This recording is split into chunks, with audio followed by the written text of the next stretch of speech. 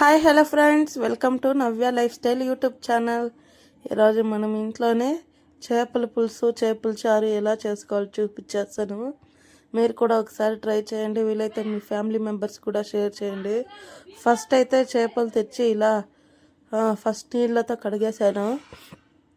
మళ్ళీ కొంచెం ఉప్పు రాగపిండి వేసి కడిగేసి ఒక 5 to 6 టైమ్స్ రాగపిండి ఉప్పు వెళ్ళిపోయేటట్లు ఇట్లా తెల్లగా నీట్గా కడుక్కున్నాను.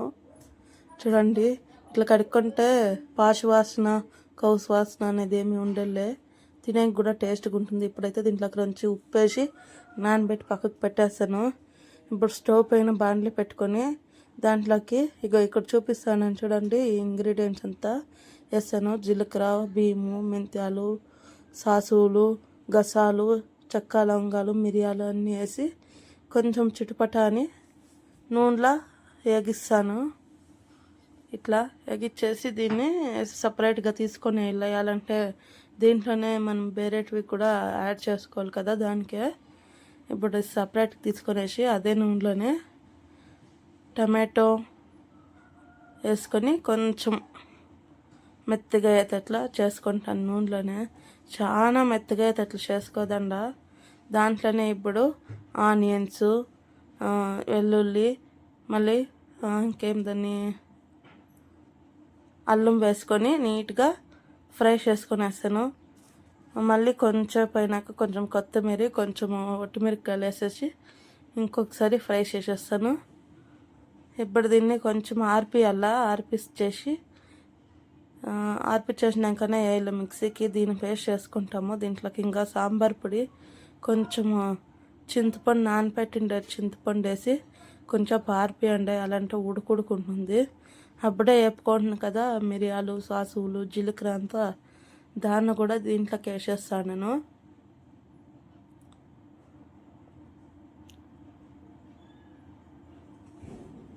ఇప్పుడైతే ఇంకొంచెము అప్పుడే నానబెట్టిండే చింతపండు దాన్ని కూడా వేసేస్తాను. చింతపండు ఎవడన్నా నానబెట్టి వేసుకోవాలా, లేకపోతే మిక్సీలో నున్నగాయలే. దాంట్లో కొంచెం కొబ్బరి వేస్తాను నేను.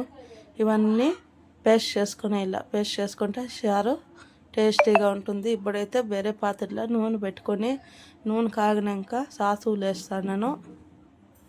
సాసులు చిట్పట అన్నాక కరివేపాకు వేయాల. నేనైతే లేదు కరివేపాకు పెరుకొచ్చిండే, ఇటు సిక్కేది ఇట్లా కరివేపాకే. అది కూడా పటపట అనేస్తుంది నూనెలోకి వేసినాక. వేసేయండా మీరు కూడా.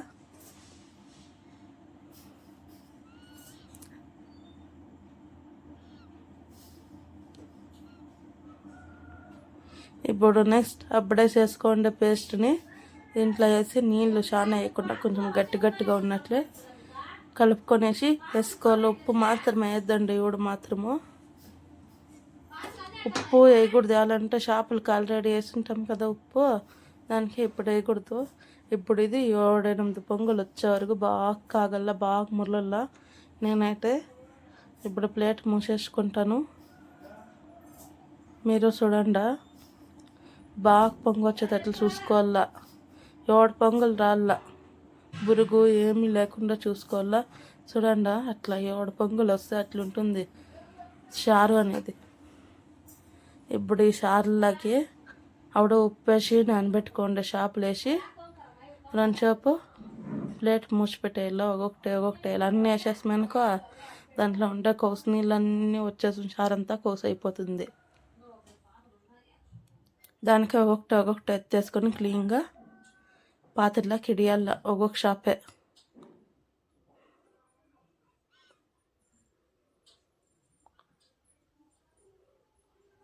ఇప్పుడు దీనిపైన ప్లేట్ మూసి పెట్టుకునేసి ఒక 2 నిమిషాలు చారు ఉడికిపోయాల. ఇప్పుడు 2 ఉప్పు వేస్తాను.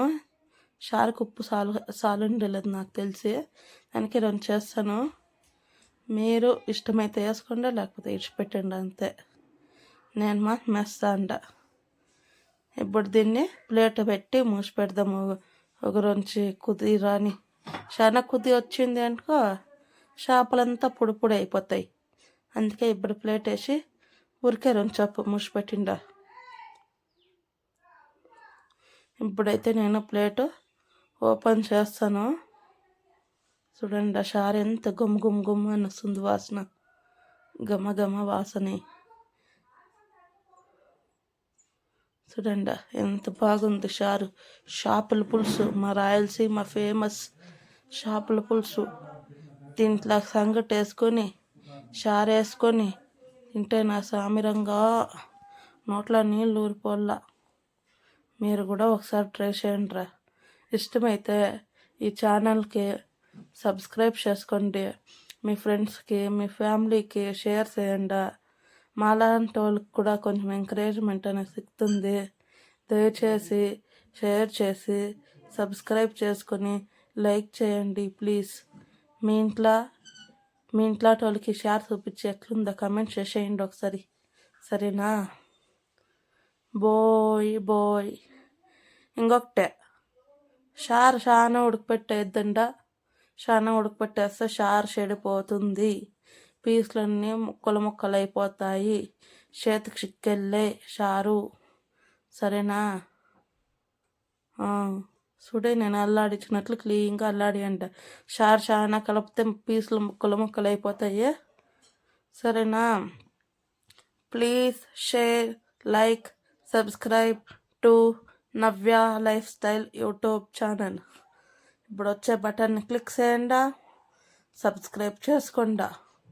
బాయ్.